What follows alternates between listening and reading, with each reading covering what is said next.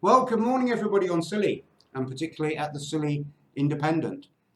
Today we'd been hoping that we'd stroll out of our holiday let just below the lighthouse on St Agnes, go down to Periglis, then along the west coast beside the campsite, look out to the Western Rocks and the Bishop beyond, then maybe saunter on down to Beady Pool, pause there for a while, maybe find a bead or two, although doesn't happen very much nowadays. Then hike over Wingletang, up Barnaby Lane, turn right back onto the path and down to the Turk's Head for a pasty and a pint. And I'd have been well prepared. I'd have had my trusty kittle in case the wind came up. I would have had my cagoule just in case it might rain. And I'd have my sunglasses for when the sun came out. As always on Scilly, prepared for every eventuality. But of course we're not. As a result of the COVID-19 pandemic, we, like thousands of others, have been able to travel to Scilly this year. So instead, we're in Ghana, where we've been living for the last 18 months. We're into our 90-somethingth day of self-isolation, but making the best of it. And I know that we are very much some of the lucky ones here. I'm still in paid employment. We live in a small but very nice little house, and we can get pretty much all of the necessities and provisions that we need to survive. So compared to many, we are very, very lucky. In the capital, Accra, in Ghana, where we live, it really is a city of incredible contrasts.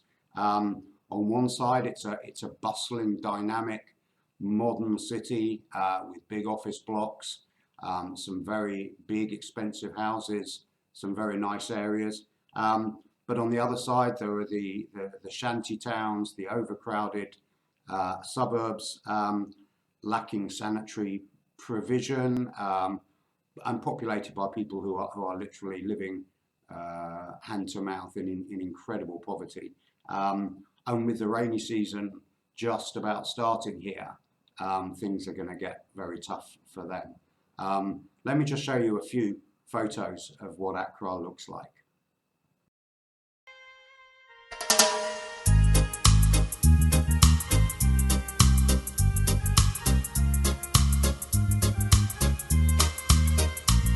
The night seems to fade, but the moonlight lingers on. There are wonders for everyone.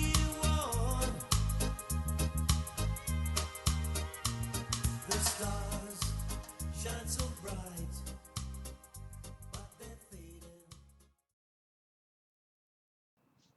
So as you can see, a city of enormous contrast and massive disparities. At the moment, there are something a little over 4,000 cases of COVID-19 have been detected here in Ghana, resulting in just over 20 deaths, which is always tragic. But in the bigger picture of things, our mortality level is certainly much lower than most at the moment. The worry is, if it does escalate, will the public health sector and the infrastructure of the country be able to cope with it? Nobody, I think, really knows. We just have to hope that it could, if necessary. We did have a fairly strict lockdown for around 3 weeks, but that was lifted a week or so ago. We still have a ban on schools are closed, bans on public meetings. We have to wear a mask if we go out in public. But essentially, people have now gone back to work, and life is carrying on reasonably normally, I would say, which is almost inevitable, that you can't sustain a severe lockdown in a country where so many people do live hand to mouth, are reliant on going to work simply to survive. They're reliant on family and extended family for income. They're sharing facilities and sanitary equipment and things like that. So I think we just have to accept that and see how things go and hope for the best. This year would have been my 50th anniversary of my first visit to Scilly back in 1970. Of course, there have been many changes over those 50 years, although I think less on Scilly than many places. And most of those changes probably for the best. When we first went to St Agnes, there was no mains electricity. It was all done via the generator, and water was quite severely rationed. We had to choose. We got one jug of hot water a day in our bed and breakfast, and we had the choice whether we wanted it in the morning or the evening. So we could wash once in hot water and then once in cold water, and that was it. I have to say here, the water and electricity are pretty regular. We have the odd cut out, but they're rare and they don't last for too long. And the internet, to be fair, is probably as good as anywhere else, as good as anywhere in Europe or the UK. It's very fast and very reliable, so we're very grateful for that.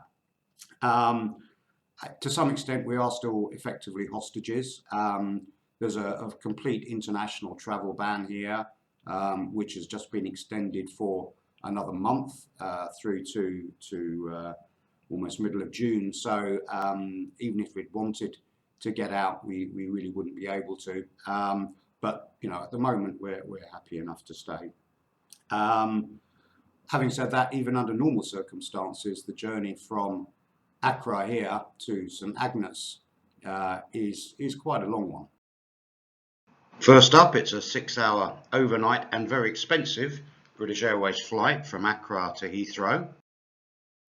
Then a train into Paddington, and then another train down to Exeter. Then the Sky Bus across to St Mary's, and then finally on board the Spirit of St Agnes. But it would have been worth every minute and every penny if we could have made it. In the meantime, though, I've kept myself fairly busy, as well as the day job.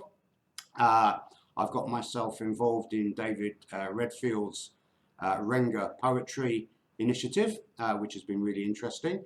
I'm also engaged with the Johnny Mac Jukebox radio show on Islands FM on a Saturday afternoon, which is enormous fun.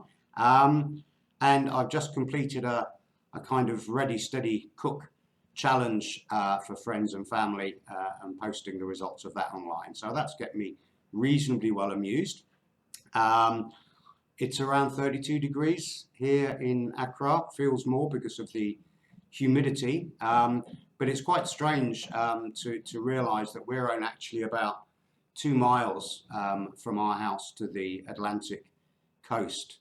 It's the coast which is protected by the Gulf of Guinea, so it's not as rough as the rest of the Atlantic, and I can promise you it's many degrees warmer than it is on Scilly. But at the end of the day, it's still the Atlantic. So in one sense, we're only a boat ride away from you, even if it is a 5,000-mile boat ride. So in the meantime, I'll just have to make do with the local meat pasties, which are nowhere near as good as the ones at the Turk's Head, I can assure you, and no real ale, just the local club beer. But better than nothing. We'll survive. And we're already booked to come back in May 2021. So with a bit of luck, we'll see you then. Bye-bye.